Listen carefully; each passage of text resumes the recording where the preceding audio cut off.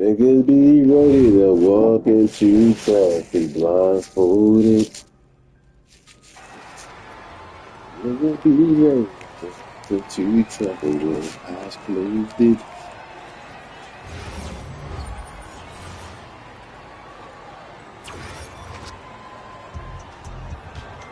Inside bricks, 96 man, and another 7-4. We ain't got no rebound.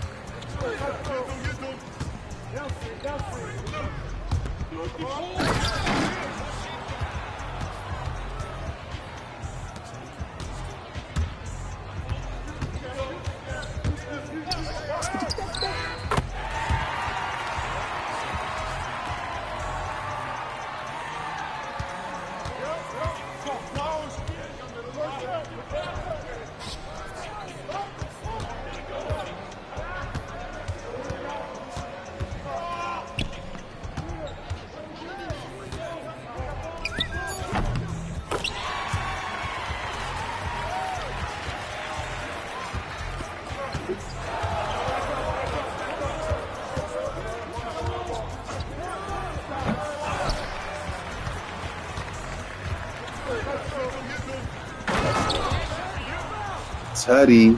The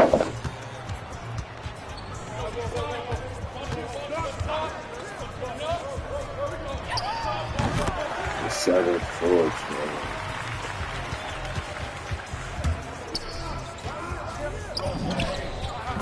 I'm not even helping.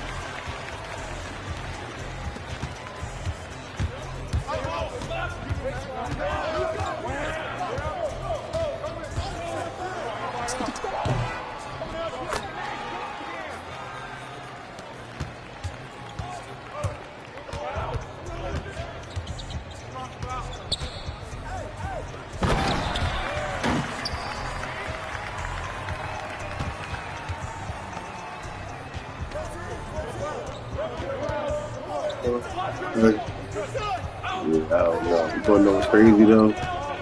Nigga who you don't fuck with call himself Monkey Man when you talk to him.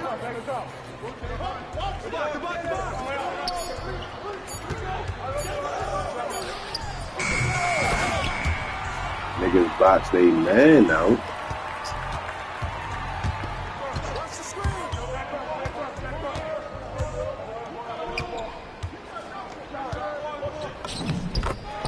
They hold me.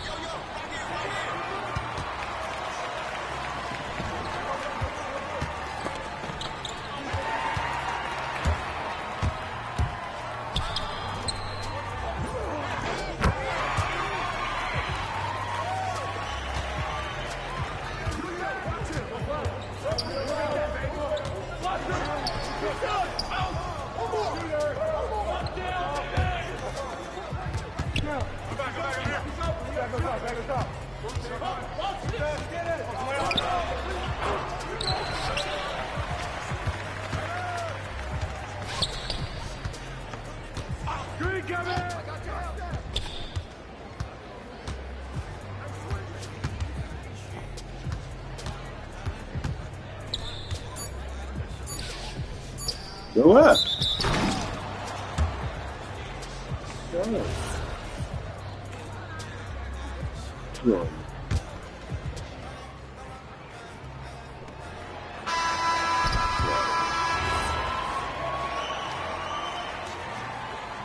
What was what, bro?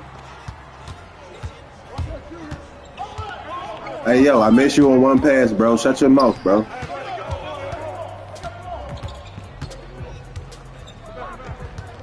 Flat out, yo. Don't talk to me like you know me, pussy. You don't know me, nigga.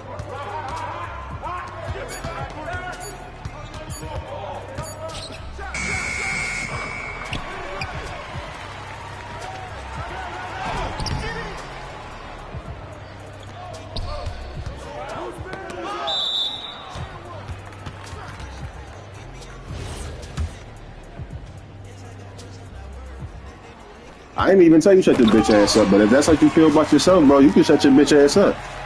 Hey, I didn't say that though, but if that's what you heard, just saying. That's what you heard. That's what you heard, man.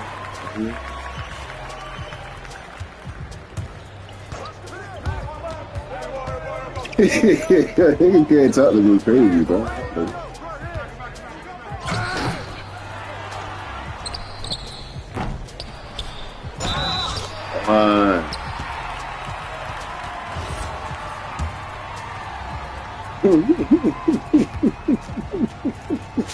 Well, I don't know, yeah.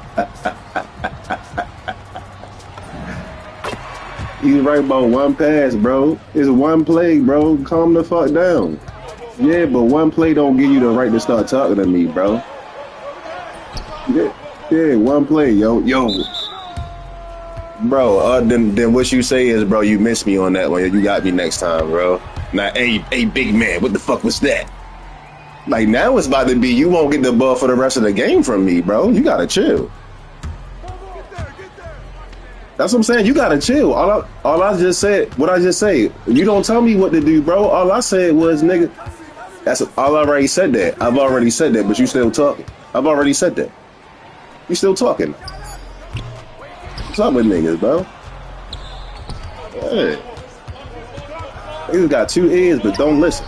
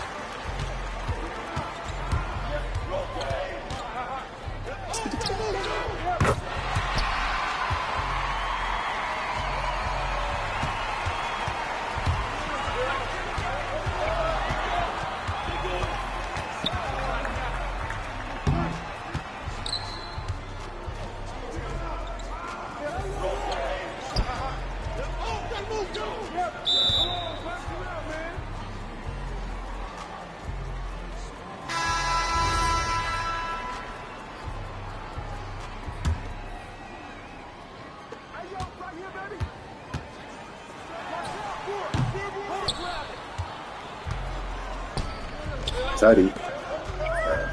My tidy.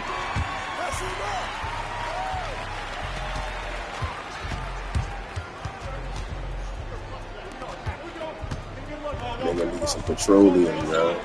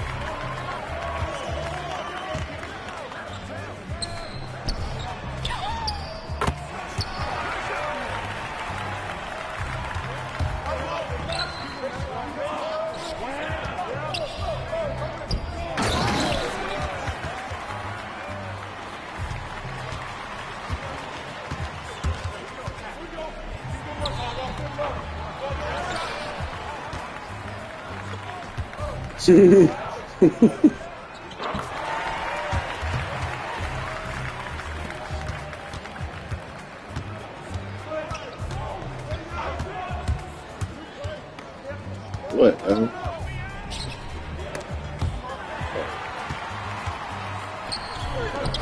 Do this. What I do again? Do this time.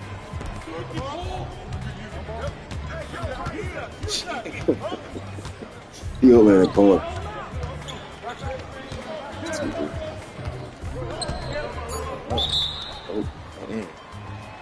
He trying to get out the paint. He got me doing down shit.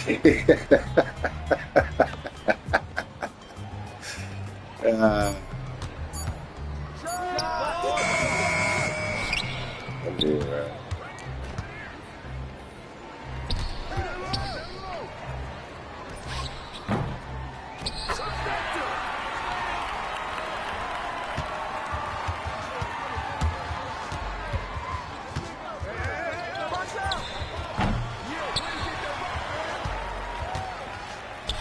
Teddy.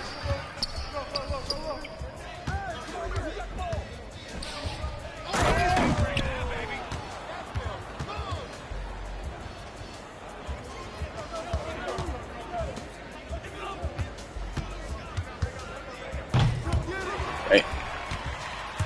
You wish you had better pass, Ant. I try to throw the oop.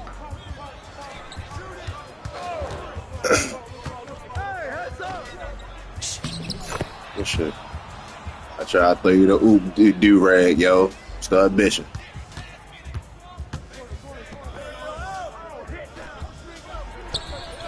I ain't say nothing wrong, yeah.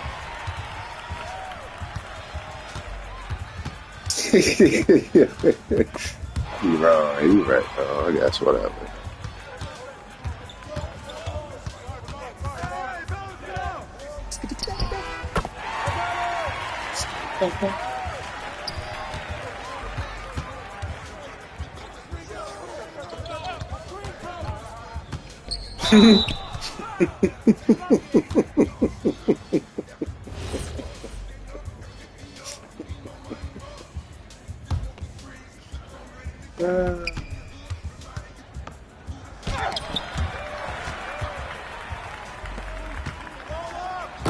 Hey, yo, point guard, who's that?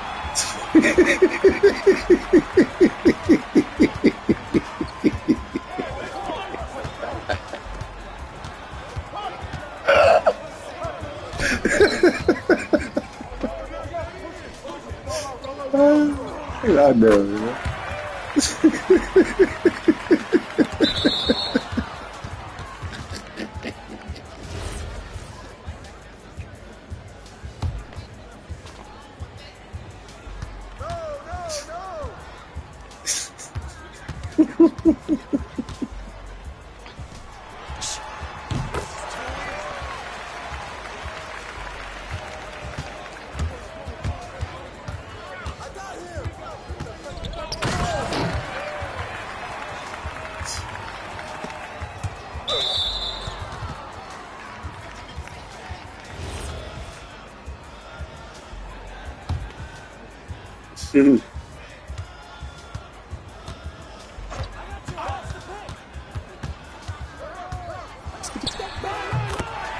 Skip it out.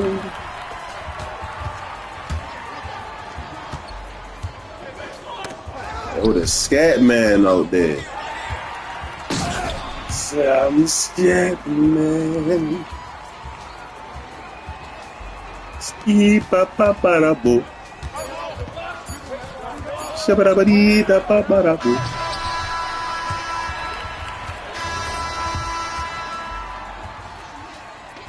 Did it count that you missed?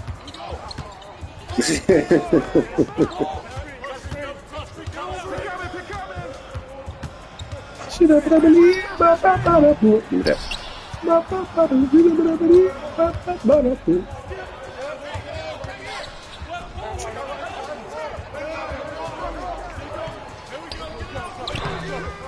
Excuse me, yo. I blocked it, bitch.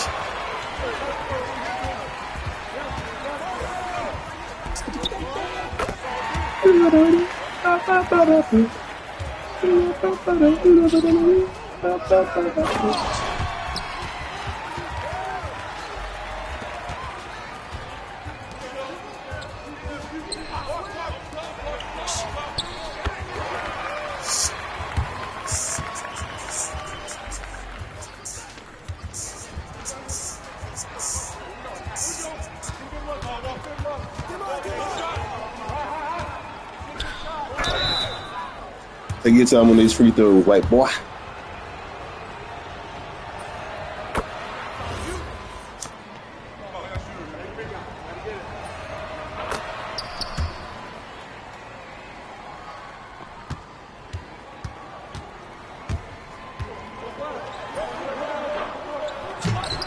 Boy, you too tall to get them rebounds.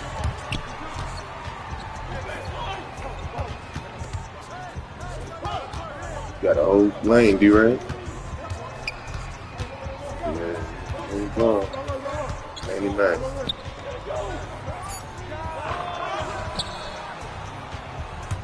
That's us. My great lighter, boy.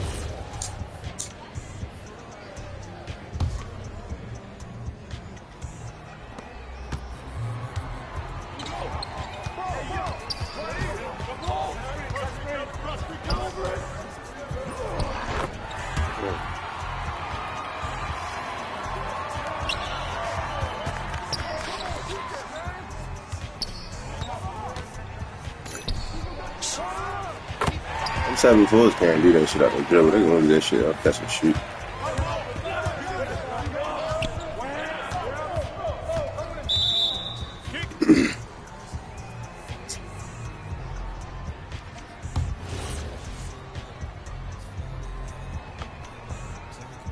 Touch to the basket for.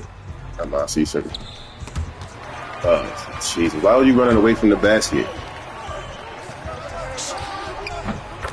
See what I'm saying? See what I'm saying? And niggas like, why you so supposed to be the ball?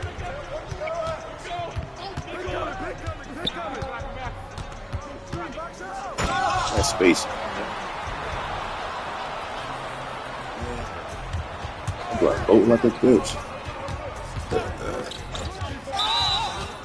Good foul. Yeah.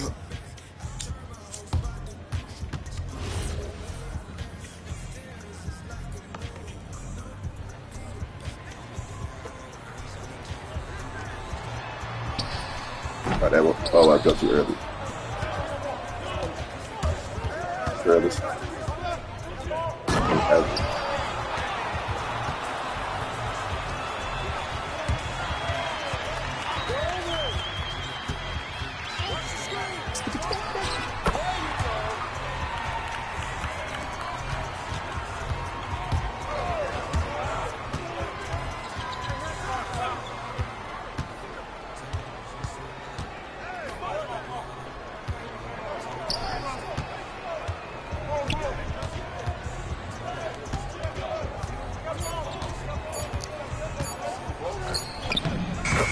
I'm tough like that, yo.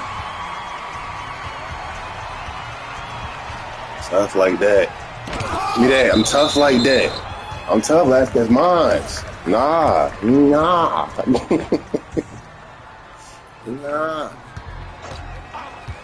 I'm really like that, nigga. That's hurt.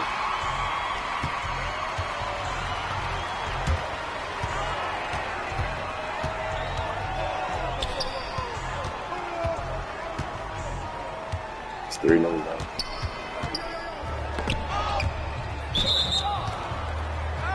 And my blunt is bolting like a son, bitch.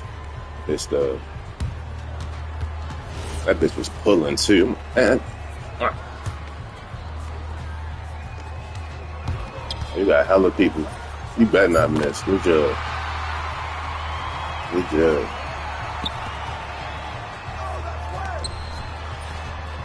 Niggas played a game with that nigga Reem again today, bro. I made that nigga quit, bro. He can't run it. He only get bumped. The doing what? Bro, I wasn't going to do that. Yo, Marcus called me. I told him, I'm like, yo, if you running with Reem, yo, stub me out. He like, yo, please, yo, just come out here, bro. We gonna have yo sit in the corner. He been guarding box all day, yo. You like, yo. I'll come out here for you, yo. For you, Marcus, yo. That's it. Went on that bitch. That nigga was getting dropped the fuck off. It was 1 for 7. Like, yo, what are you doing, bro? Your man the only nigga scoring, bro. When you play some defense, bro, and I told Marcus, bro, like, yo, you guard his man. Make that nigga guard the back. Yo, quit. Man, you a pussy, bro. Your man got 25 and you got 5. And you bad because he telling you can't guard this nigga. Stop making all these all offensive builds, nigga. You ain't got no defense in you. Damn, I jumped too.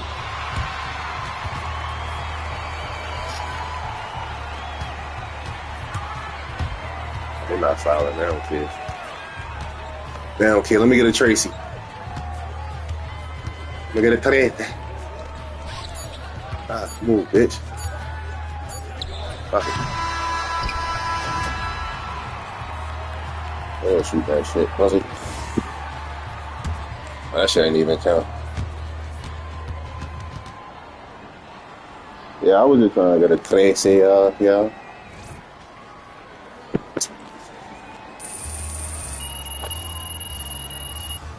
Cool, 6 for 8. Cool, 13. I'll rebound their whole team type shit. And that nigga was 7-4, man. Fuck out of here. Bitch ass niggas, bro.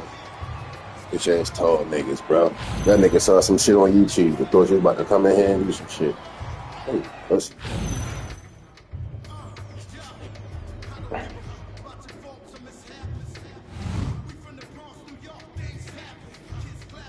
And Durag, yo, I was talking to your black side, yo, not your white side. Yo, they don't know how to differentiate this shit.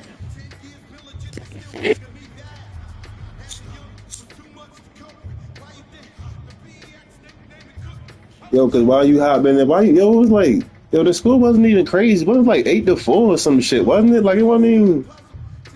It was like we still in the first quarter, bro. Like, my bad, I missed you.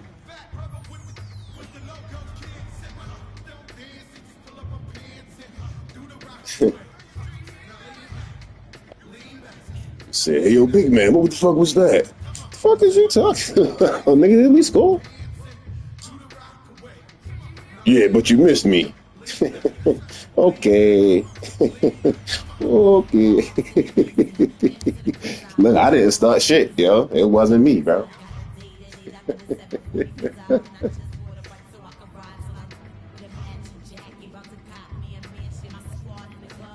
Nah, see, I probably would have seen your mic go off and I'd have, and they're like, yo, what you say?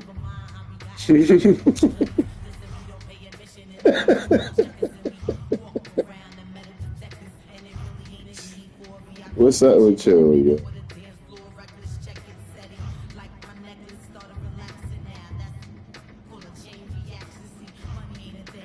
Yeah, he was. The Lord nigga was. Man, what? Yo, he was right, though. For that one play, though. It's like, yo.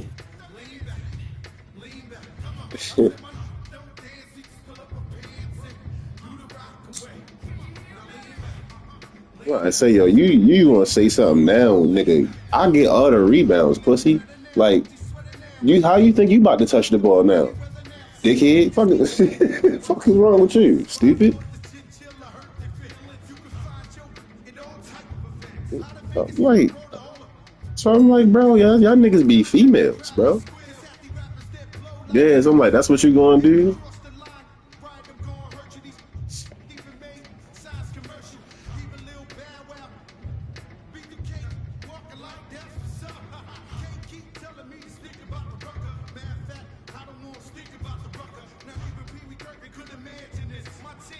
I'm about to change my motherfucking archetype.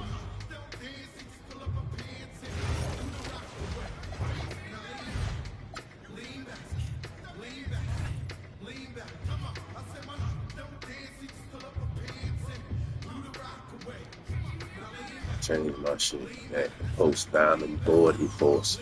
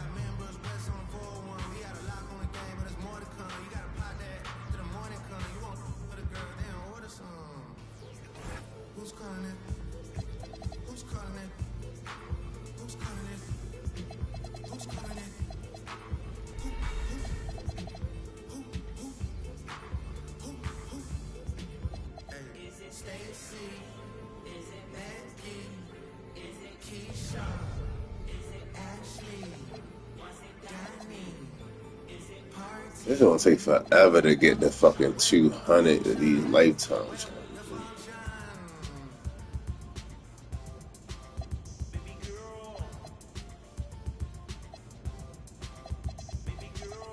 Yeah, I've been trying to go into that. What's it called? Like I said, this one, the starting five.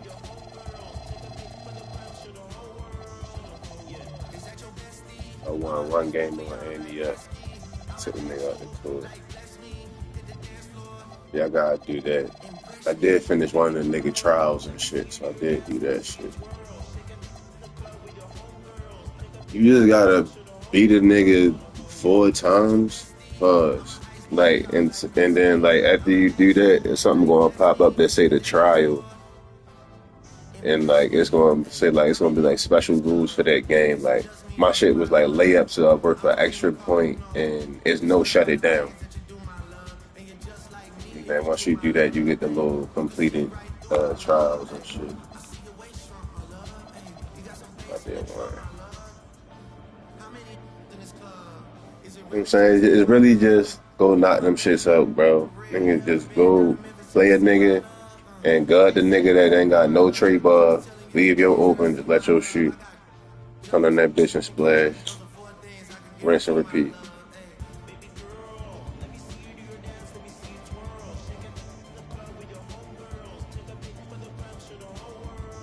Fucking me.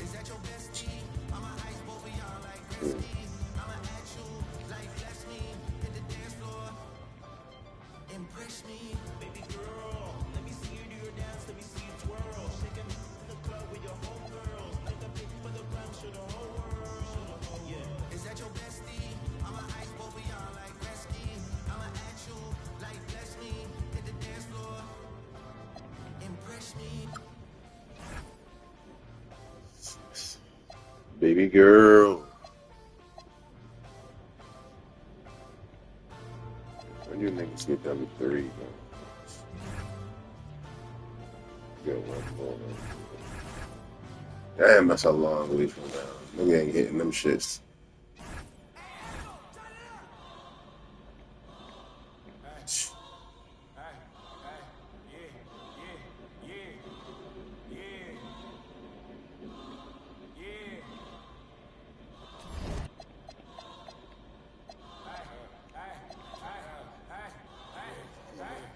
And 25 games with the big man.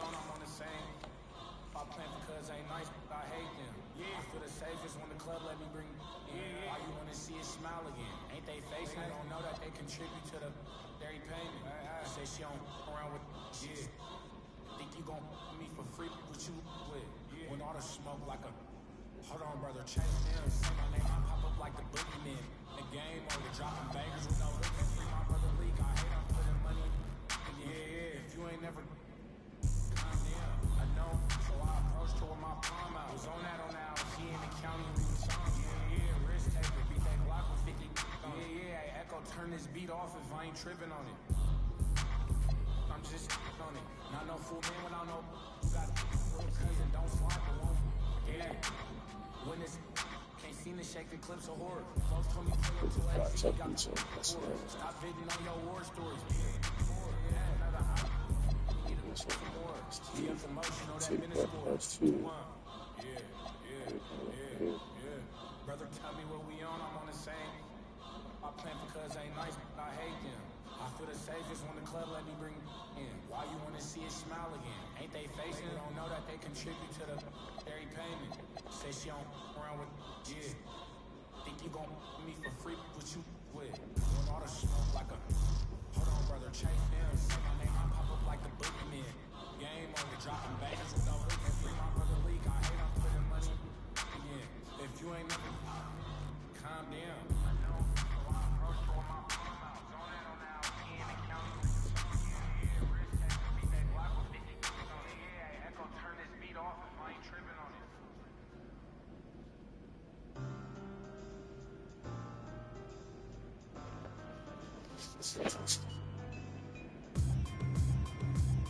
Baby girl.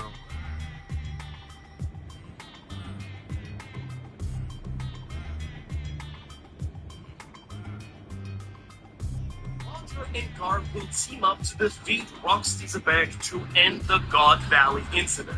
As far as we know, at least. But the question is, why? Why would these two stand-up guys that we've grown to like and respect execute someone like Zabek, who's just basically trying to save his wife and son? Well, I think that they will defeat him because Roxy Zabek will need them I'm ready when y'all ready. that Rox will become a full-on demon, Domi Reversi style, and Raj and Garb will be the ones to put him out of misery and also save and protect everyone else on the island. Now, I've been talking about this idea pretty much since we got confirmation that Rox has been a pretty decent man in general in his flashback. Sure, he's a bit of a rowdy pirate, but chapter 1159 made it very clear, I think, that he's an earnest person at his core and has a really good heart. Yes, strong Luffy vibes, I would even argue, and his overall goal was to raid the Holy Land and avenge the Davy clan by destroying Imu, but after his son Teach and Zabek's wife were taken hostage by the Celestial Dragons, he does admit that he doesn't care about anyone else on God Valley at this point, and I do think that that, funnily enough, includes himself. Now, obviously I'm not the first person to talk about this idea. These videos do take a while to produce. There have been some theories online, and even my good friend Sophie, aka Joy Girl, made a really amazing video breaking down the idea from her point of view, but I wanted to talk about this myself because I think that the idea is something I can really get behind, and it might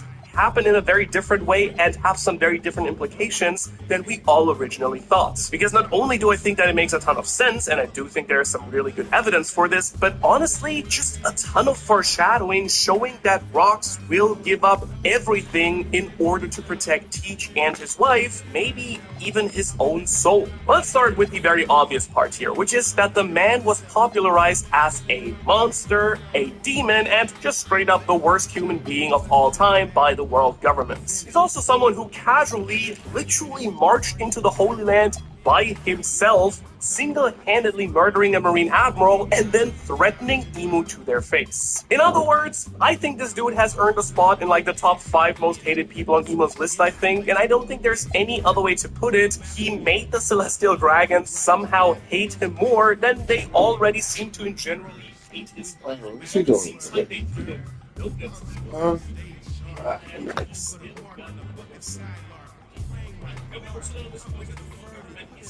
Having to find some creative, fun, recreational alternatives to getting rid of their enemies besides just system designed to make these favorites differ.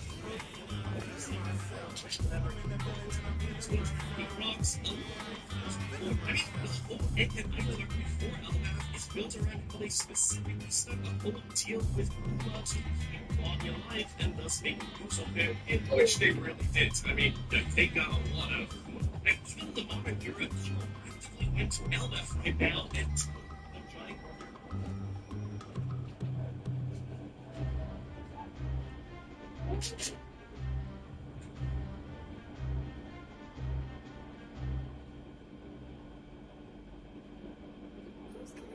Who's calling it? Who's calling it? Who's calling it?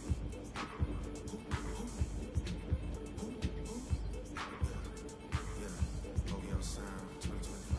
Who's calling it?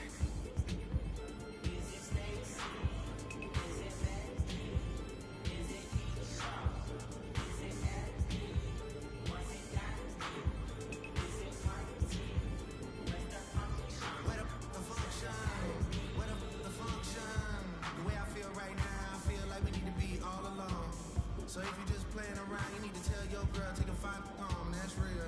Stop teasing me, stop teasing me. I could change your life so easily. I keep begging you to stay, but you're leaving me, leaving me. We got in the club, got that whole 6 side, they believe in me. We got members east of the DVP, we got members west on 401. We got a lock on the game, we gotta plot that to the morning come. Pirates like Force as a means of getting them on their side. But really think about it. If you were Emu here, you probably think the plan would be as long as quite you simple, need, right? I mean. Once it eventually becomes clear that Rox actually wants to save his kid and his wife and cares about them, why not get all of the revenge done in one fell, very effective swoop? That's why I think that Emu went to God Valley and used the Domi Reversi on Zebek and had him try to destroy all the pirates and I guess all the civilians on God Valley, because in theory it would have killed like 100-something birds with one stone, and that's a pretty good bargain on pirate deaths, if I dare say so myself. And this idea also fits so Ready well for in the that? story. Again, to me, it's being very clearly set up for quite a while now, and I do think it will explain so much about some weird lingering issues that I've been having with this flashback overall. But maybe most importantly, I do think it's narratively the perfect end to Zebek's story. Alright, but let's get into the setup here. How would Emu even do this? And what evidence exists that makes me think that this is exactly what will happen? And the biggest thing here is the so-called devoted blade of God, Manmeyer Gunko. I keep forgetting that we actually know her last name at this point, to be honest with you. Whenever I write a video, I'm like, oh yeah, she's a Manmeyer. But chapters 1159 and 1160 make sure I remembered it this time properly. I hope. Fingers crossed. We'll see. Anyhow, Gunko is a peculiar character, like, in general, right? Being treated as almost a squire or holy knight in training during the Valley incident in a weird way. She's not a full holy knight here, it seems, and it's made explicit clear that during God Valley, she was not, because she did not join everyone in this super cool team photo that they have. She's got the title Devoted Blade of God also, which might just be what they call what is essentially a Holy Knight intern, maybe. But I personally think that this title has much more of a double meaning because we know for a fact that Emo is directly tied to Gunko. His personal guard is now Gunko, and Gunko just sort of hangs out in the flower room with Emo most of the time. It was like a handmaiden, well, you know, a handmaiden who I guess got like evil devil arrows that can slice, pierce, and mangle her enemies if she wants to. Heck, I'm pretty sure that she's the one who killed Cobra, honestly. She's bad. I won't lie. Most importantly here is that we do know that Gunko is a vessel of sorts for Imu, and Imu can cast the Domi Reversi through a possessed Gunko. And so after everything we've now seen go down on Elbaf, do you really think it's a coinkydink that Gunko is on God Valley now, and that the Celestial Dragons at 1160 are giving Gunko high praise for her talents, right? She would be an essential piece of the puzzle for possessing rocks with the Domi Reversi, as she would be what enables Imu to come, by possessing her to God Valley. Then there's also the fact that Saturn knows that Teach is Sebek's son. Now technically that's not a fact. What we do know for 100% certain is that Saturn knows that Teach is a member of the Davy clan, just a little bit here, but it's essentially a 99% fact based on how Saturn talks about Teach during Egghead Island, right? Remember that? When Devon and Van Augur show up and touch Saturn's creepy and goopy spider leg, Saturn reveals that he knows about Teach's lineage and what's special about him, which in my mind leaves two options, basically. Somehow it was revealed only to the world government that Teach is a member of the Davy clan that survived God Valley. Now, I really don't know how that would come up, since Teach hides his own identity with Marshall, right? So I really don't think that's what happens. So instead, what I should think is nearly confirmed to be the case is number two,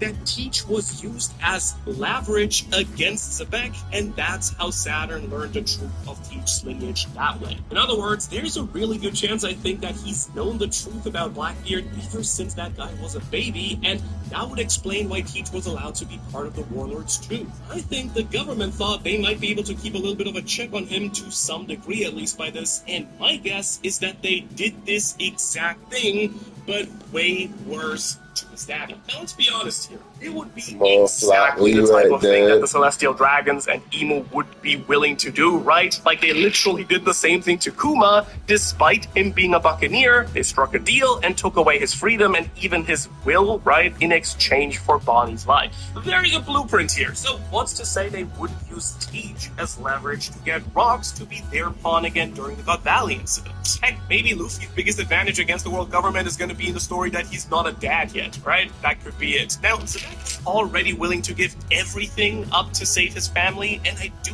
think that Imu would be more than glad to abuse that fact. As I see it, Rocks is probably going to become Demon Sebek as a, sort of last-ditch effort to save his own family, which, if that happens, is going to be, crazy dramatic and definitely going to make me cry when I read that. We actually know that the Celestial Dragons do seem to keep their word, at least that was the case apparently with Bonnie, and so I kind of guess the same would probably be what happens with Rocks. After all, Dragon is going to be around to save baby Teach, right? And that kid is in desperate need for some help right now. And dear old dad is on a mission against God to quite literally save Teach right now. It's like the most beautiful and tragic way to actually complete Rocks' great story as far as I can see at this point. And honestly, I kind of want it to happen also. Like, not in a twisted way, but in a storytelling way. You get what I'm saying. You get with. Okay, just checking. Because at this point, Sebek has been almost this, mythical level figure, almost on the same level as Joy Boy or Nika in the story, and it's been kind of a breath of fresh air, honestly, that I've been freaking out over at every and each turn while this has been going on. Genuinely, I don't think there's been a single chapter since Rocks was properly revealed that I have not loved.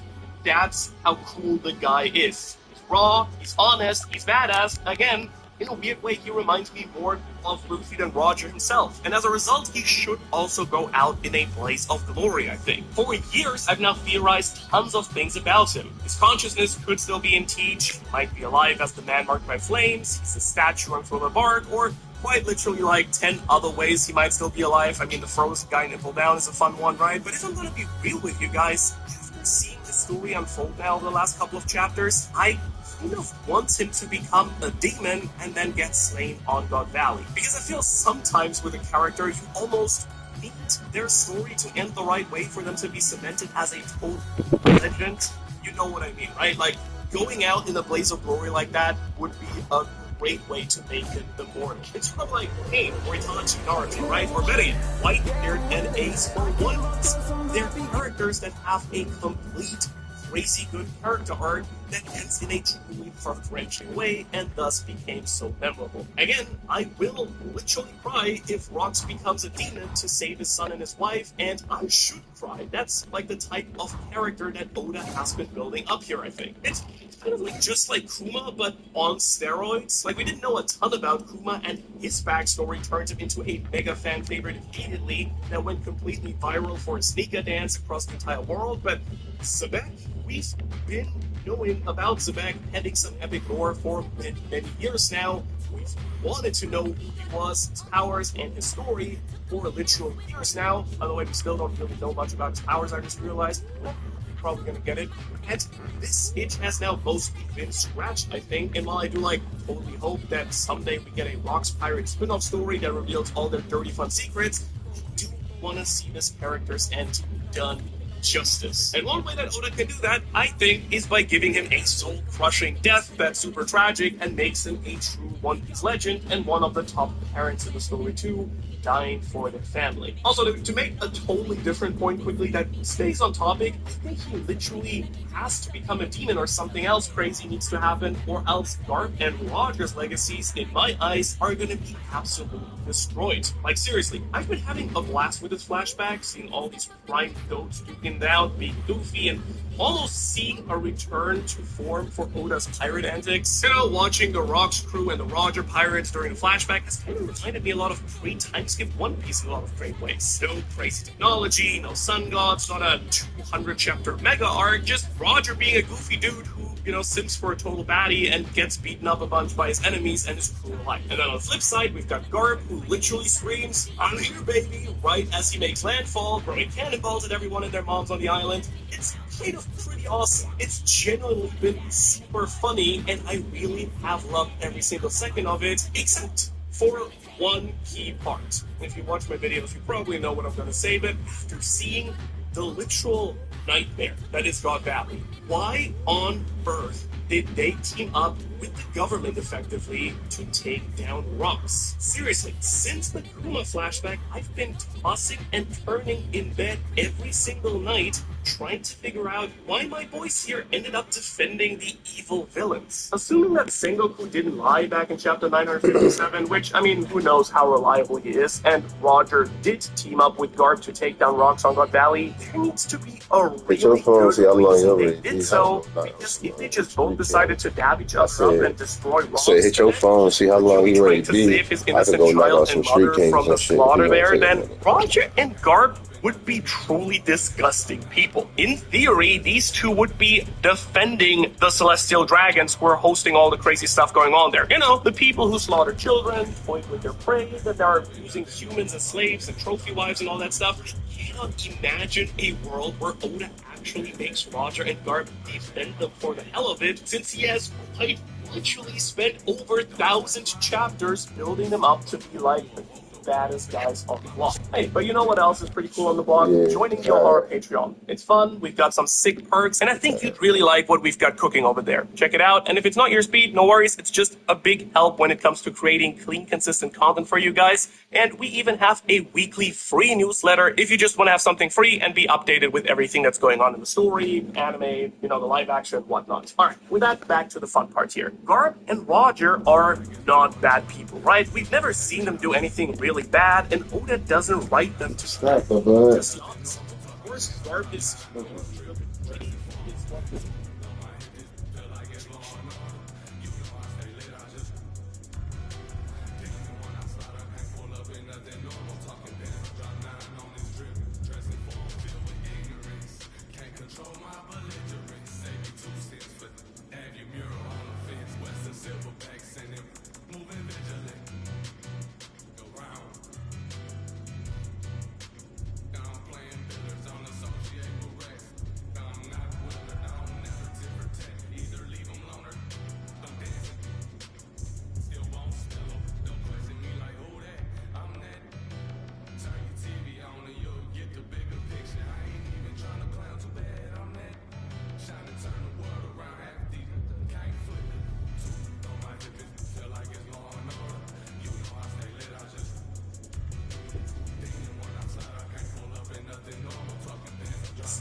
About to get a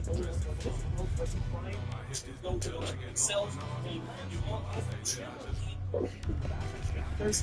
It's been foreshadowed a whole bunch, and honestly, I probably missed it because it was so invested in all the other crazy hype reveals that went on that I didn't sink my teeth into the more subtle dialogue that was actually happening, you know, looking back just 1 or 2 more chapters. Like, for example, we do know that Zebek really respects Garp because of how he talks about him in chapter 1157 here. He thinks that Garp should have been a pirate, he knows that Garp hates the world nobles, and he laughs about him with Harold over drinks. And on the flip side, we also know that Roger and Zebek have a nasty rivalry, yes, but it never resulted in either of them getting killed by the other. It was more like a friendly, we're gonna beat each other up pretty bad. The same thing that Roger and Whitebeard had going on later as well. And the next chapter, 1158, shows that off immediately when Roger bursts into Shaggy's bar and gets up and rocks his face the same way that, I guess, like Luffy and Kid maybe would interact, right? They're bitter rivals, but that doesn't mean that they want each other dead. In fact, now that I think about it, nothing ever alludes to the fact that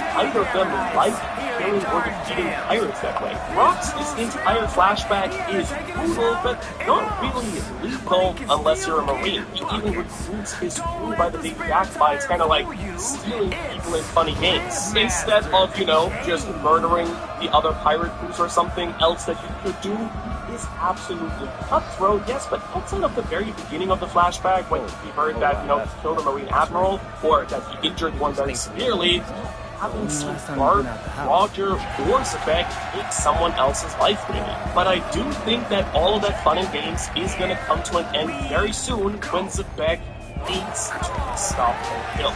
I've always wondered if this three had some deeper history that connected them, something that I've actually explored in my all D-Clan crew what if, or like a video here where I talked about Golden Age childhood friends that then went separate ways. But now that I see it on the pages together, I really am feeling like this idea might have some truth to it, right? Like, it would be super sick to find out that Roger, Garp, and Zebek had a similar dynamic to Luffy, Ace, and Sabo, but it kind of went south once Garp became a Marine and Roger and Zebek had some sort of falling out. But regardless, the bigger thing that matters is that they're all united by one thing, the D-Clan. Yeah, the middle initial unites all three of them, and I think that if Zebek becomes a major demon, he's going to do it because he knows that Roger and Garp are the kinds of people who would set their differences aside to defeat Zebek and save him from evil's dark magic and, you know, kind of everyone else on the island. So we could get arguably the most beautiful, sad, and like epic moment ever with Zebek's death. And also, Oda can salvage Garp and Roger's legacies by having them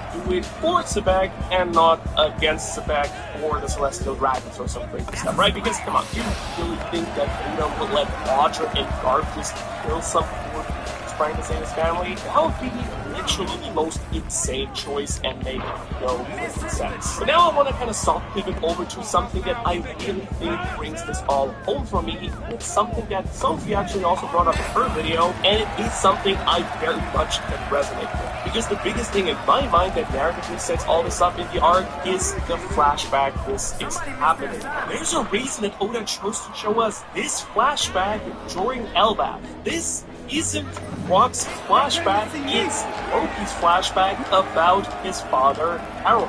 This was supposed to show us the steps that led Harold to his unfortunate demise. You know, the thing that eventually causes him to get killed. Harold chose not to help Zebek. He chose not to go to God Valley and take down the Holy Knights alongside his friends. In other words, Zebek kinda needs to die on this island at the hands of the world government for the sake of the story. My guess is that Oda is writing Harold as a man who lived with many regrets, all as he tried to balance being the king of Elbaf. Wanted to save people and thought that joining the world government would help make that come true.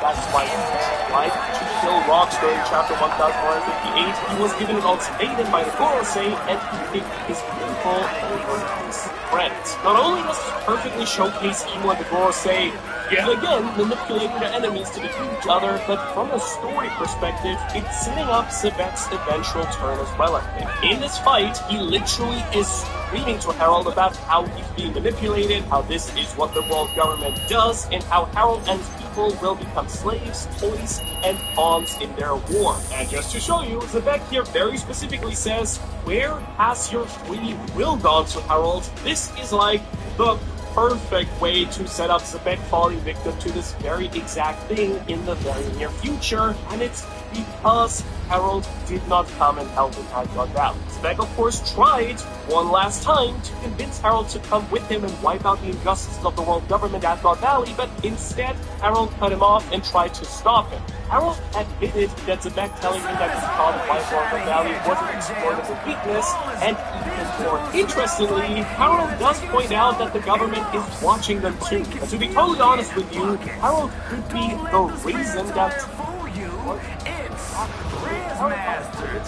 people will say that Zebek's child was on the island, and that will only change how I will look at it going forward if that turned out to be true. I kind of hope not. Ideally, it would have just happened through some sort of espionage where the world government planted a transponder or had someone hiding that heard Zebek talk about his kid, or maybe it was a Choku or someone, I don't know, betrayed the Rocks Pirates. Either way, it does seem that grief and regret are something that Harold is gonna have a lot of after God Valley, and that he eventually will suffer the same fate as Zebek because he didn't side with his dead friend. That would also explain perfectly why Loki would blame Harold for Zebek's death. Not because he killed him, but because his father refused to side with the correct side of history and bend the knee to the government. And of course, how ironic would it be if both Zebek and Harold's stories came to such a similar end? They both would die at the hands of the world government because Harold refused to side with Zebek, and Zebek was able to complete his plan that relied on Harold. Remember, Zebek originally thought he'd be able to destroy the Holy Land with Harold's help and 2 key devil fruits, the Vika fruit and something else, and this entire flashback, that's the Valley and Harold's death, would set up for now Loki and Luffy to hopefully fix the mistakes of their past, team up, and finally defeat evil together. And then of course it will open up a whole new can of worms for whatever Blackbeard has in store, right? But God Valley is far from over, and there's so much still to talk about. What are all the prizes? Who does what? Why is Dragon suddenly taking center stage? Well, I talked very long about God Valley, why I think it's the best thing that Oda has ever written in this very long video right here. Grab a coffee or wash the dishes or clean the kitchen while I give you over an hour's worth of God Valley right here. And yeah, otherwise thanks for watching, and thanks to all our Patreons. I will see you in the next video on Sunday.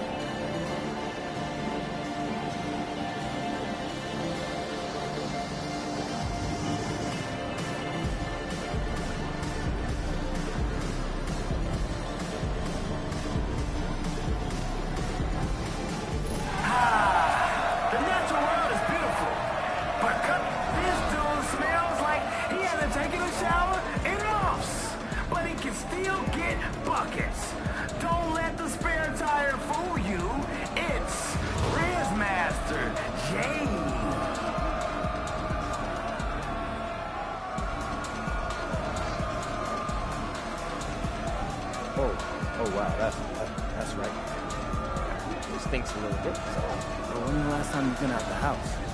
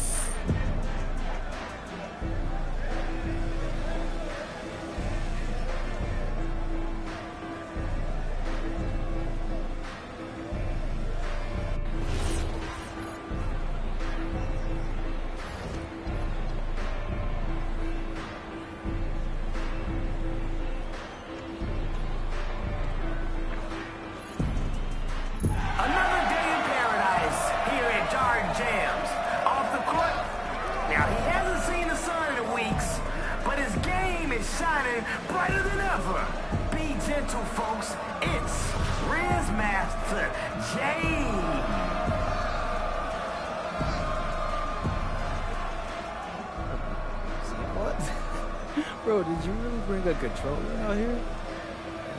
That's what do. Watch this.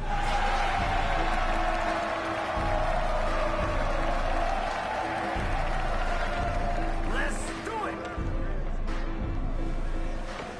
Ball! Misses the triple.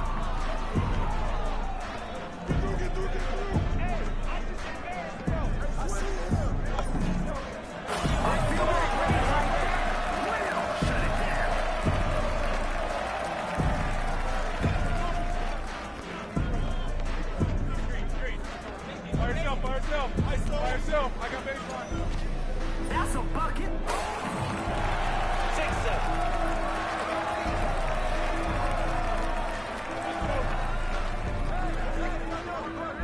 Your defense is irrelevant.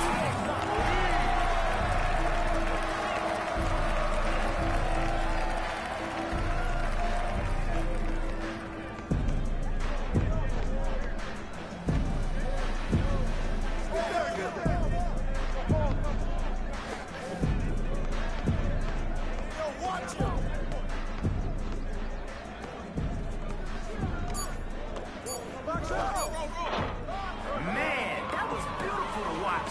Defense is focused right now. Pull it, pull it. Here we go again.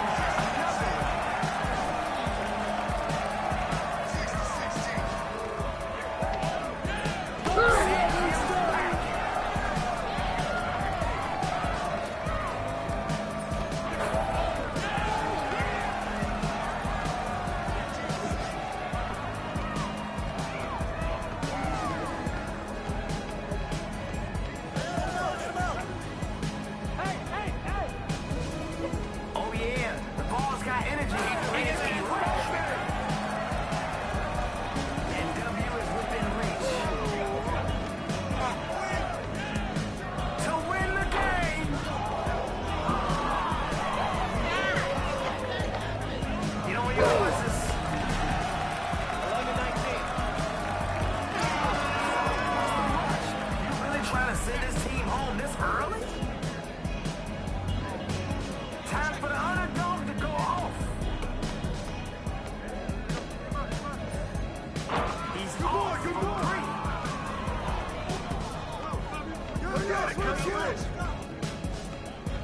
The game winner.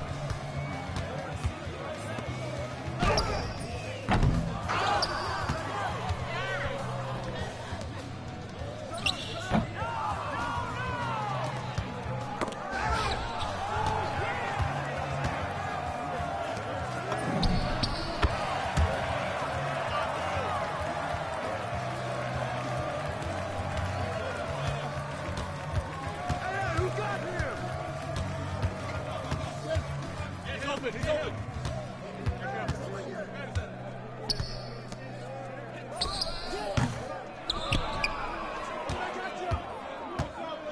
Oh! I got your help. I got your help.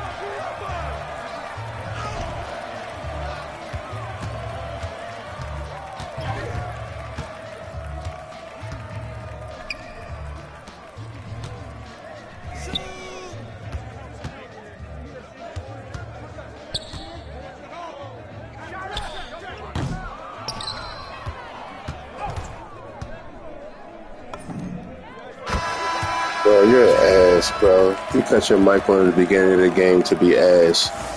We 1 for 5, just ass. You ass. You ass and you know you ass. I passed you the ball and you ass. I passed you the ball and you ass. What are you talking about? I passed you the ball and you ass. You bum ass nigga, what you talking about? Why am I gonna keep giving you the ball and you ass? That's what I'm saying, bro. You's dumb. You dumb as shit. Yeah, I kept giving that nigga the ball because you ass. You fucking bum. You ass. You ass.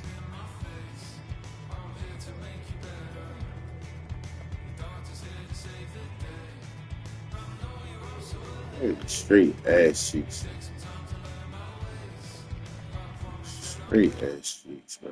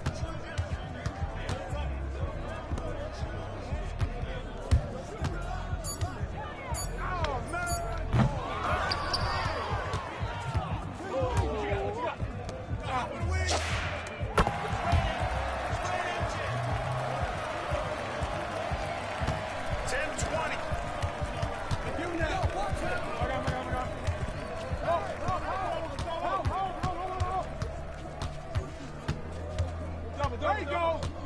Back out. Let's swing it. Hey, don't forget the clutch now. Watch out. Watch out.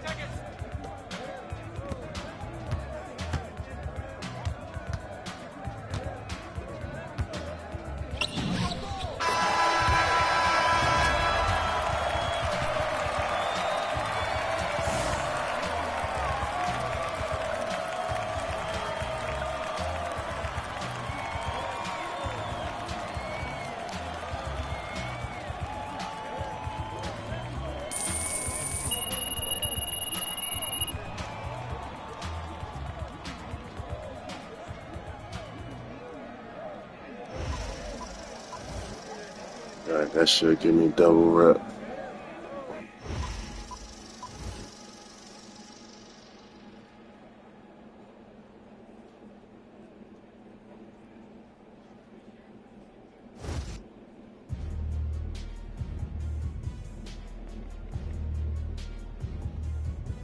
For the state, if you'll stay, you have to double rep.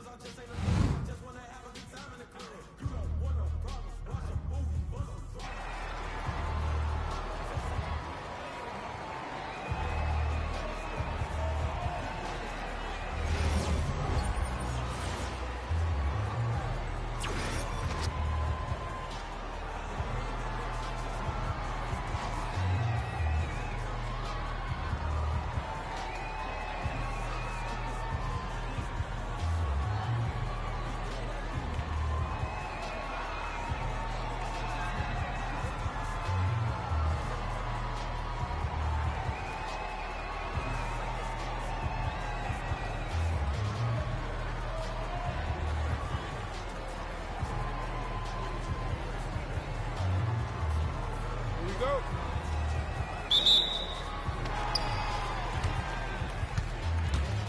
I got your help.